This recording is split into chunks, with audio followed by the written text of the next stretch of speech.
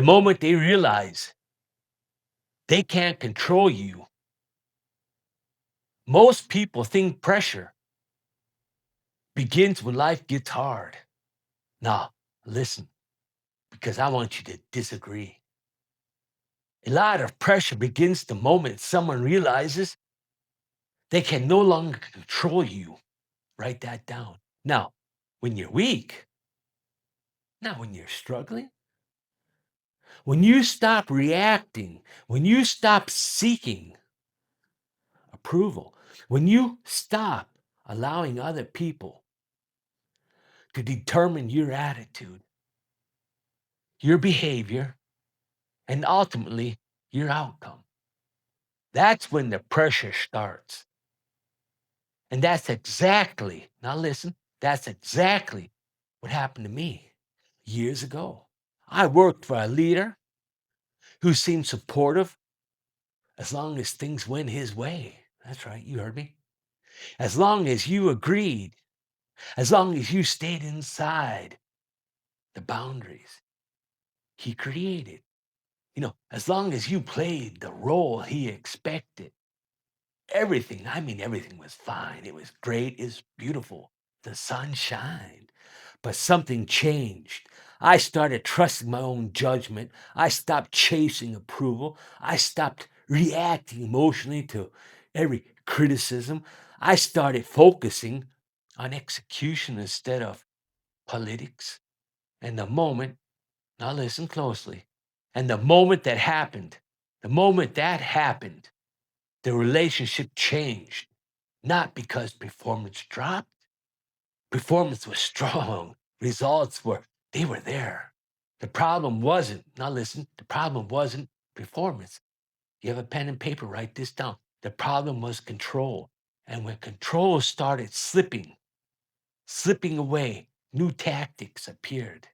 Questions about credibility, questions, listen closely, about competence, conversations that happened when I wasn't in the room.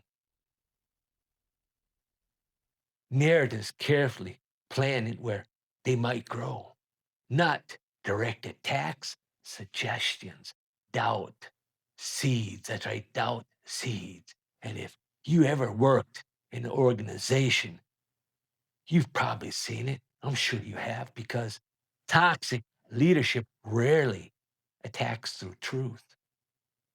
It attacks through perception. The goal is simple. I mean, it's simple.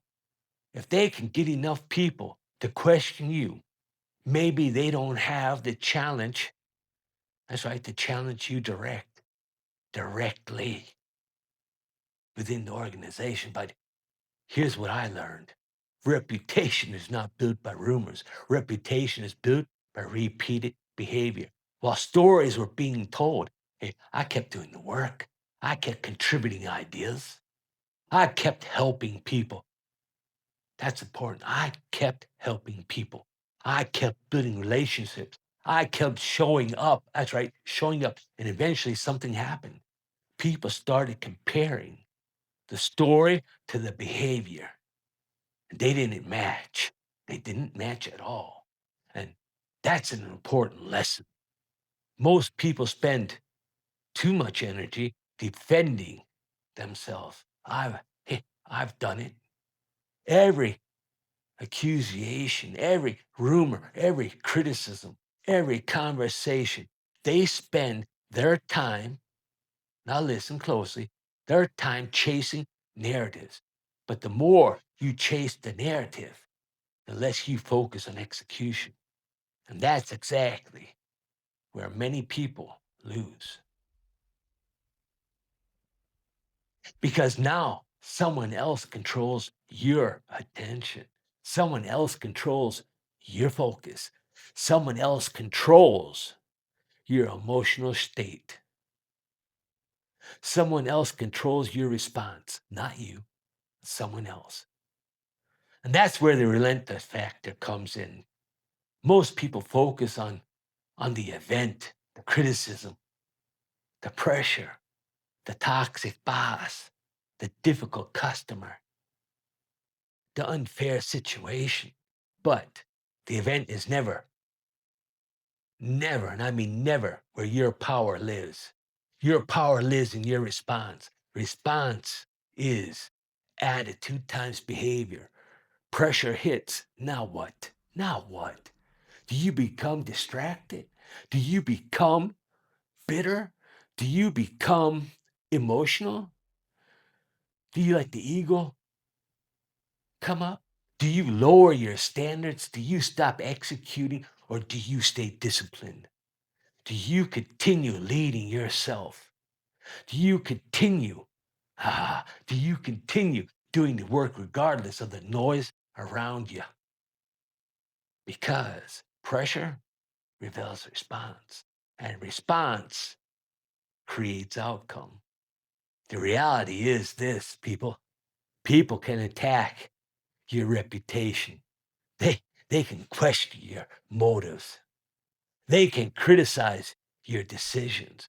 They can tell stories about you, but they cannot control your response unless you give it to them. Listen to that again. They cannot control your response unless you give it to them. That's right. That is where freedom begins. Not when pressure disappears, not when the toxic person leaves, not when circumstances improve. Freedom begins. That's right. Freedom begins when your response belongs to you. And when your response belongs to you, when it belongs to you, your control belongs to you. So if you're dealing with someone who is trying to manipulate, intimidate, and undermine or control you, remember this. Remember this. Document facts, build relationships, stay professional, stay focused, maintain standards, and keep executing. Do not become what you're fighting because eventually people stop listening.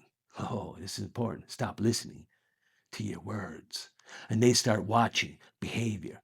Pressure reveals response. Response reveals character. And character reveals leadership. Think clear, lead hard, execute.